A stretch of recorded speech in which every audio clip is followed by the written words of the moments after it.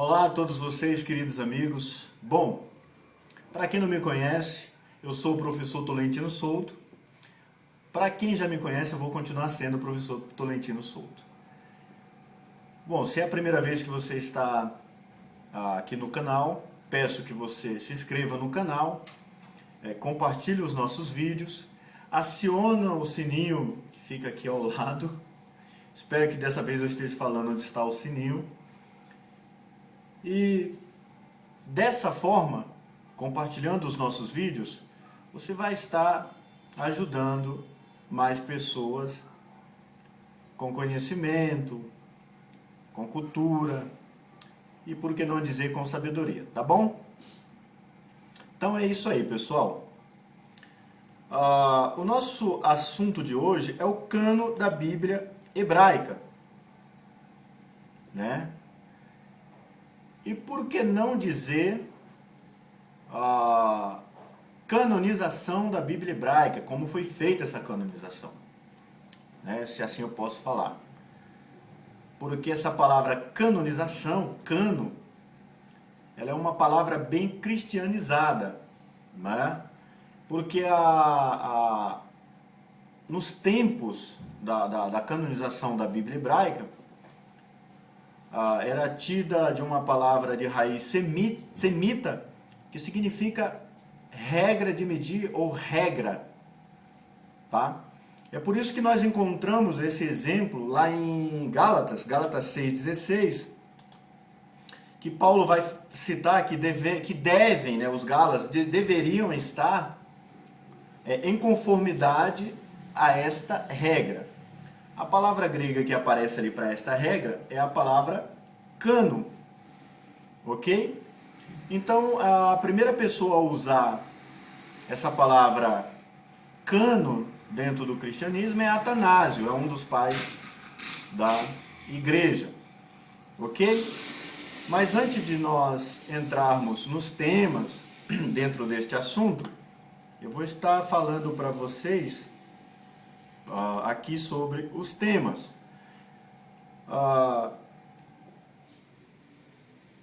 Em primeiro lugar, entre esses temas que são muito variados, o que é a Torá, os profetas, as escrituras, que são os livros tidos como livros de sabedoria, os livros sapienciais. Falar também do cativeiro ou exílio na Babilônia. Mas antes de entrarmos dentro da temática, eu vou estar lendo para vocês aqui um versículo para fazer uma explanação para vocês compreenderem melhor. Esse versículo se encontra dentro da carta do historiador e pesquisador Lucas. Lucas 4, versículo de número 14. Se você quiser entender melhor o porquê eu chamo Lucas de pesquisador e historiador, é só ler os 4 primeiros versículos do capítulo 1 da carta de Lucas e vai ser muito claro para você sobre essa questão de por que eu chamo o Lucas de historiador e pesquisador. Ok, pessoal? Bom, na carta de Lucas 4, versículo 14, diz assim, 14 não, 16, diz assim: ele foi a Nazaré, onde havia sido criado, e no dia de sábado entrou na sinagoga, como era seu costume, e levantou-se para ler. Foi-lhe entregue o livro do profeta Isaías. Foi-lhe entregue o livro do profeta Isaías.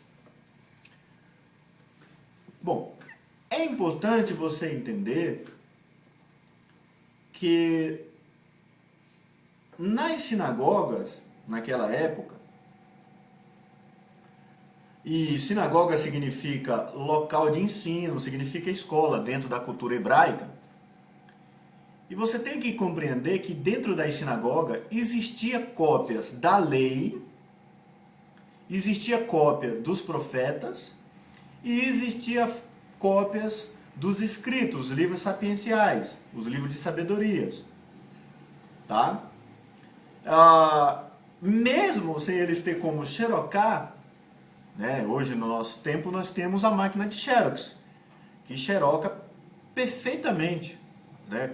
Faz uma Xerox, uma cópia perfeita. Mesmo sem eles ter as máquinas de Xerox, eles tinham cópias perfeitas, que também eram tidas como sagrada. É importante se compreender isso. Porque às vezes a gente ouve algum professor ou até mesmo líder falando sobre a sinagoga, mas não explica que existia diversas sinagogas. Existiam muitas sinagogas. E existiam muitos sábios. Para fazer essas cópias, existiam os copistas, que eram os escribas. Existia os escribas rabinos. Existiam os sábios judeus, que era quem fazia essas cópias.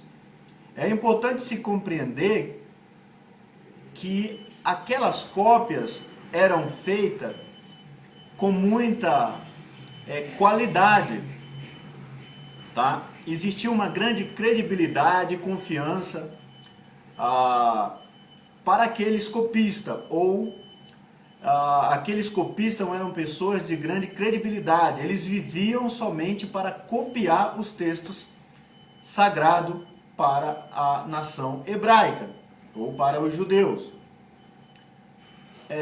Não era permitido erros, não era permitido rasuras dentro daquelas cópias.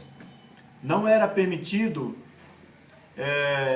você rasurar e copiar a palavra ali correta, como nós fazemos no tempo de hoje, ou no Ocidente.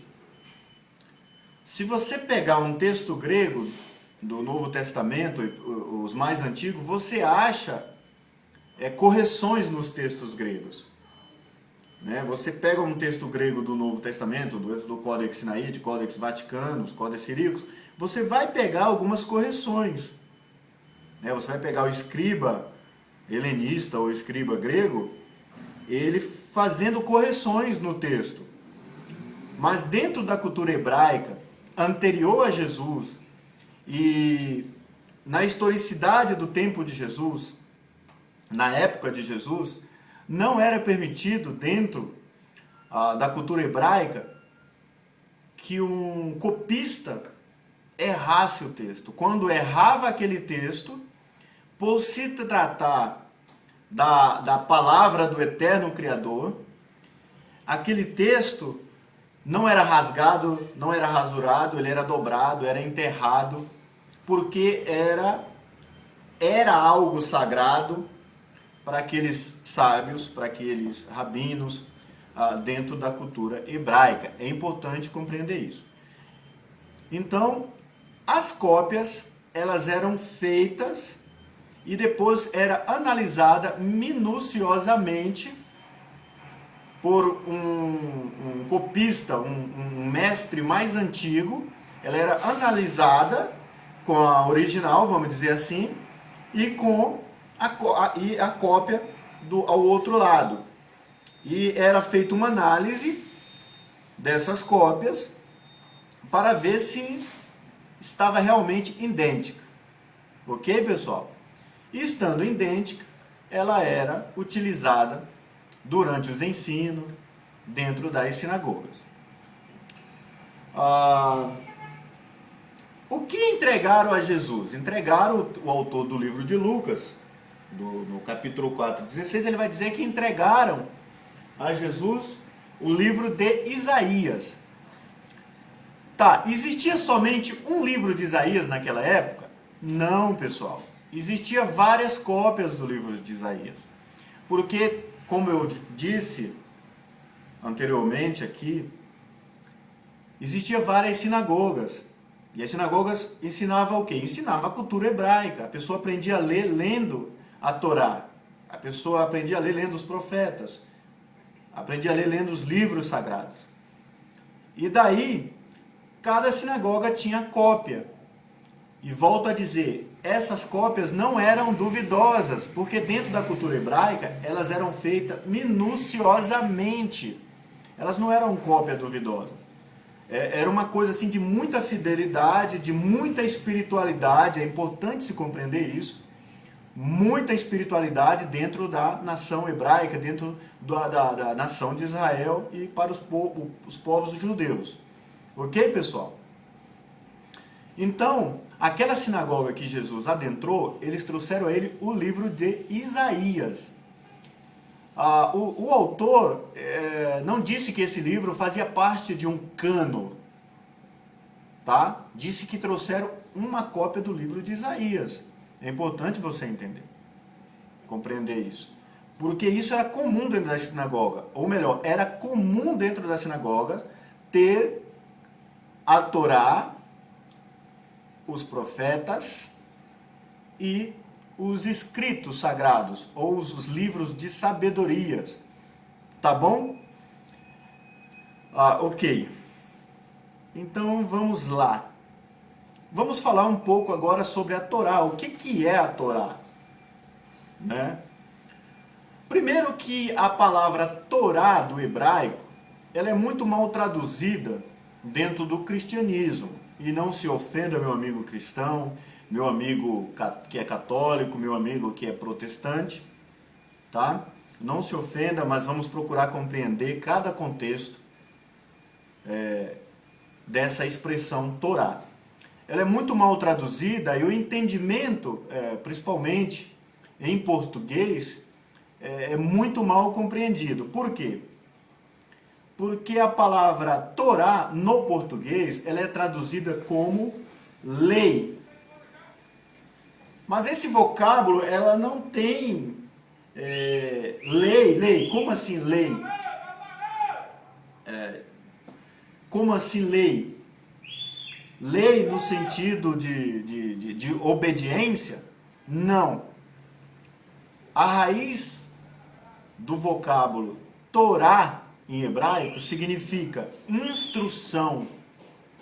Instrução. Significa apontamento. Como um pai que aponta ou indica o caminho que o filho deve andar. Então, dentro de uma espiritualidade da nação hebraica, do povo judeu, eles entendem que Torá é a instrução do Criador para seu povo, para seus filhos. Se nós nos arremetermos e voltarmos mais um pouco para o Gênesis, que é o primeiro livro, para o Bereshit em hebraico, nós vamos entender que a narrativa de Adão, da queda de Adão, e a ideia da Torá é restaurar o homem para o seu Criador.